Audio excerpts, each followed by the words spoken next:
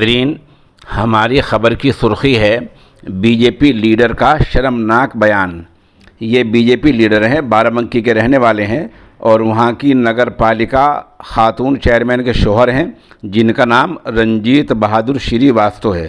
انہوں نے ہاتھرس معاملے میں یہ بیان دیا ہے کہ یہ لڑکیاں آخر گنے کے اور باجرے کے کھیتوں میں جاتی ہی کیوں ہیں، وہاں یہ ملتی ہی کیوں ہیں، یہ دھان کے اور گیہوں کے کھیتوں میں کام کرنے کیوں نہیں جاتی۔